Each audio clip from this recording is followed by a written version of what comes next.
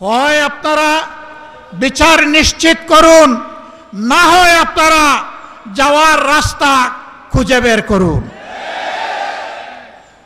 গুম এবং সকল প্রকার নির্যাতনের বিচারের দাবিতে আজকের এই ঐতিহাসিক দিবসে 11 দলীয় ঐক্য কর্তৃক আয়োজিত বিশাল এই সমাবেশের সম্মানিত সভাপতি, মঞ্চে বসা জাতীয় সংসদের বিরোধী দলীয় চিফ হুইপ, জাতীয় নাগরিক পার্টির আহ্বায়ক সহ 11 দলের শীর্ষ নেতৃবৃন্দ, প্রিয় দেশবাসী ভাই এবং বোনেরা, সাংবাদিক বন্ধুগণ, অত্যন্ত দুঃখ ভারাক্রান্ত হৃদয় নিয়ে আজ আমরা আপনাদের সামনে দাঁড়িয়েছি।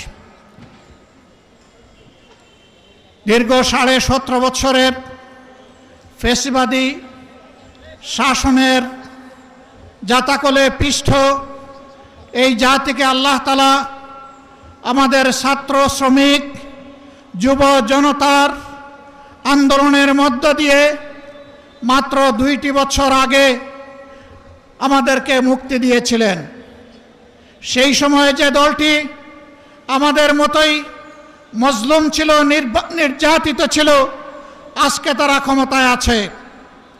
তারা তখন প্রত্যেকটি হত্যাকাণ্ডের বিচার দাবি করেছিল। নির্বাচনের সময় তারা বলেছিলেন তারা নির্বাচিত হলে ফ্যাসিবাদের হাতে যতগুলা খুন হয়েছে, গুম হয়েছে, নির্যাতন হয়েছে, সবগুলার বিচার তারা করবে। ক্ষমতায় বসার পর এখন তাদের সুর পাল্টে গেছে। বিচার তো তারা করছেই না, বরঞ্চ আপনারা শুনেছেন 4 মাসে 600 জনের অধিক মানুষ নির্মমভাবে বাংলার মাটিতে খুন হয়েছে। আরো দুঃখজনক, এই দলটি নিজেদের হাতে নিজেদের কর্মীদেরকেই খুন করেছে। যাদের নিজেদের কর্মীদের সম্পর্কে নিজেদেরই কোনো দায় এবং দরদ থাকে না, 20 কোটি মানুষের জন্য তাদের কি দায় এবং দরদ থাকবে? আমরা কোনো লক্ষণ দেখতে পাচ্ছি না।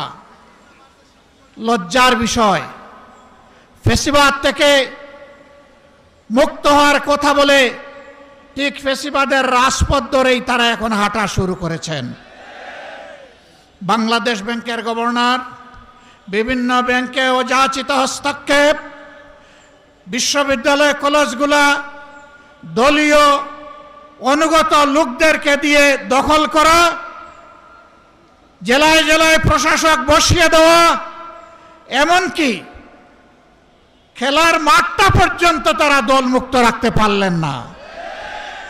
এইভাবে তারা আবার কার্যত একদলীয় ফ্যাসিবাদী শাসনের দিকেই আগাচ্ছেন। বন্ধুরা, বাংলাদেশ কিন্তু বারবার বিপ্লবের সাক্ষী।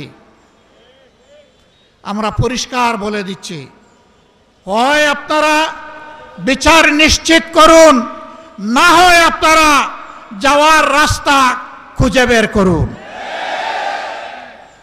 আপনারা যে পথে হাঁটছেন, সংসদে আমরা প্রত্যেকটি বিষয় সেখানে আমরা প্রতিবাদ করছি। 2/3 কিভাবে পেয়েছেন আপনারাই ভালো জানেন, আর দেশ ও জনগণও জানে, এবং এই ব্যাপারে কিছু রাজ সাক্ষী ইতিমধ্যে পাওয়া গেছে। আপনাদের দলের ভিতর থেকে পাওয়া গেছে, বিগত সরকারের মধ্য থেকেও পাওয়া গেছে। আমরা আপনাদেরকে বিনয়ের সাথে অনুরোধ করব, মজলুম ছিলেন, জালেম হবেন না। মেহেরবানি করে বিচারগুলো নিশ্চিত করুন।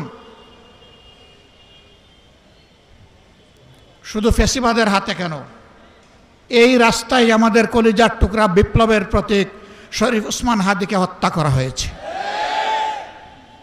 তার বিচারও ধামাচাপা দেওয়ার চেষ্টা চলছে। এখন পর্যন্ত চার্জশিটটি দেওয়া হয় নাই। কাকে খুশি করার জন্য, কোন সত্যকে আড়াল করার জন্য এটা করা হচ্ছে, জনগণ জানতে চায়।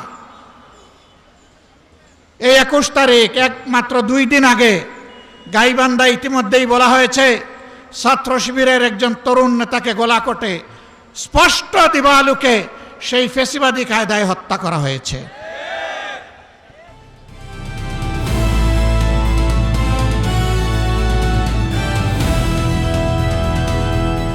দিনাজপুর টিভি, মানুষের জীবনের কথা বলে।